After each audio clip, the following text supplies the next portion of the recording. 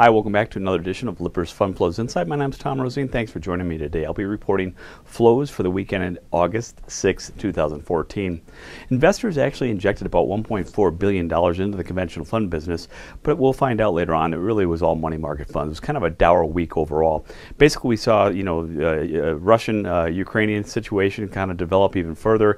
Russia's doing a little bit more saber rattling, putting their troops, massing about a bunch of troops off of Ukraine's eastern border, and that caused a lot of concern. We saw some news out of Europe that, first of all, Italy slipped back into a recession during the second quarter, and Germany actually had some manufacturing numbers that were lower than expected. They dropped about 3.2%, and that put a kind of a damper on the mood of funds overall. And we'll see in this, and people are concerned about the Fed, we saw that the S&P 500 actually suffered its worst one-week performance, ending August 1st, by the way, that they've seen in 2 years. So it really just was kind of a bad week for funds overall, and actually for the market overall. And we'll see that kind of translated through to our macro groups. Let's go ahead and move on to our macro groups and find out how the flows were. Equity funds saw about $600 million in outflows, which doesn't seem to be a lot, but when I break it out, you'll see that actually the numbers were pretty big. Taxable bond funds just got clobbered, though. We saw about $5.8 billion in outflows. Community bond funds saw a little bit of outflows, a little bit less than $100 million in outflows, and money market funds actually saw the only inflows in the group, about $7.8 billion net new money coming into their coffers. Well, why don't we go ahead and take a look at how the economic news translated to equity funds in particular. We saw that they were down 2.36% for the week. That's a big number. It's the fourth week in 5 we've actually seen negative returns. And again, like I said, for the second consecutive week, we've seen outflows, this time to the tune of about $600 million in outflows. Now, how this broke out is domestic equity funds actually saw outflows of about $2.2 billion, and that's the fourth consecutive week they've seen outflows.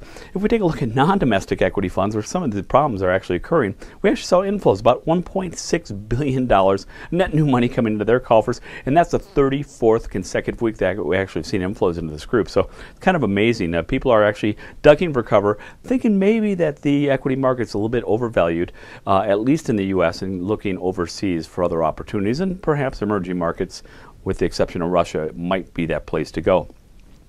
Well, as we broke this out again, what I took a look at was for non-domestic and the domestic equity funds, what was the major contributor to outflows or inflows? Well, if we take a look at the outflow scene, large cap funds actually suffered the largest outflows for the domestic equity group. About $1.4 billion exited their coffers. Now if we take a look at non-domestic, we see that the equity funds, international equity funds, actually saw about $1.7 billion. And as I was making reference, actually emerging markets saw a little bit of an increase as well. About $600 million of funds, new funds, went into their markets as well. So this was kind of a change of pace. Well, let's see how this actually translated over into the ETF universe. We'll see that there's actually a fairly big change. For the second week in 3, we've seen outflows, this time to the tune of $15.8 billion. That's huge. It's the third largest on record that we've seen. And how this kind of stacked out, if we take a look at the breakout, iShare, Core, S&P 500 actually saw about $1.6 billion in net new money come into their coffers. Consumer discretionary select spider funds saw about $1.4 billion. But on the flip side, if we take a look at the bottom, huge outflows out of SPY, the S&P 500, Spider S&P 500 fund, actually, it's the largest fund out there. So anytime we have big movements, we see big movements out of it as well. This time we saw the second largest redemption out of that group. It was at $13.9 billion. And then we take a look at iShares Core S&P mid-cap funds, saw about $1.4 billion in outflows as well. So really, when we put this story together, it was a really big week for outflows, particularly S&P 500, SPY actually suffering the biggest redemptions out of the entire group. Let's take a look at how fixed income funds fared in this market as well. Actually, for the first week in 31, we saw outflows, about $5.8 billion. This is the second consecutive week we've seen outflows. And if we take a look, we also had about a it's the second consecutive week we've actually seen negative returns in this group, about 0.48% decline. Now, if we take a look at the breakouts, corporate investment grade debt funds actually took in a little bit of money, about $96 million, almost nothing to talk about. Often we refer to that amount as a rounding error.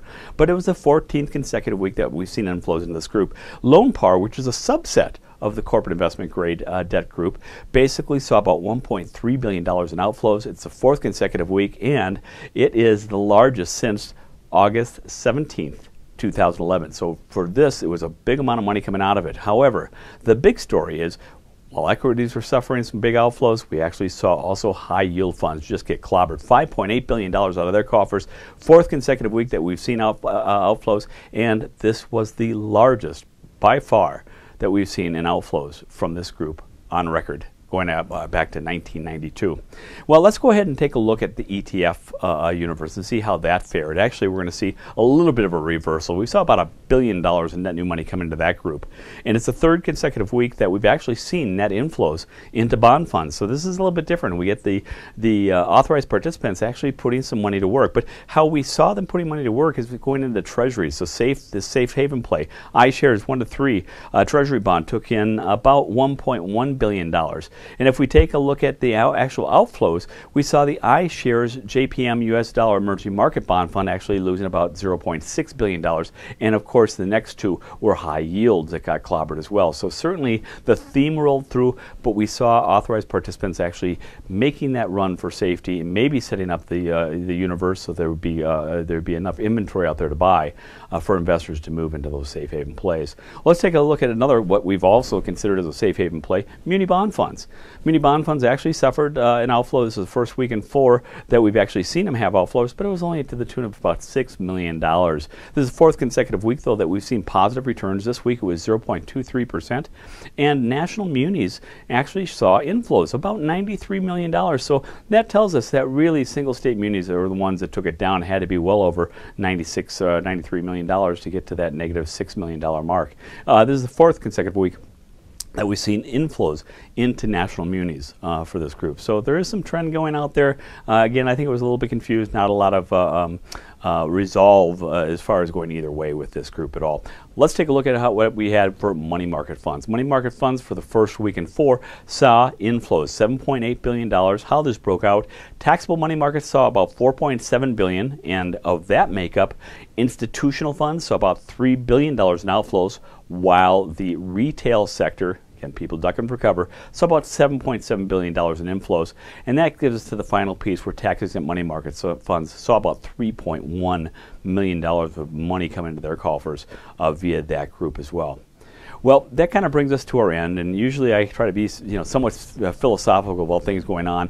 Actually, this has been a kind of confusing week. We've had actually really good numbers. We saw that the unemployment rate actually stayed the same. I think it was at 6.1, but we saw it well over about 204,000 net new jobs were added to the economy. We've actually had good numbers overall, so I think people are seeing good numbers, but they're very fearful about what the Fed's going to do as far as easy money goes, taking that money away. And of course, now the looming issues in the Middle East and Far East are actually coming to a resolve, coming to a pinpoint as well, and people are very concerned about that. So that's kind of rattled the cages.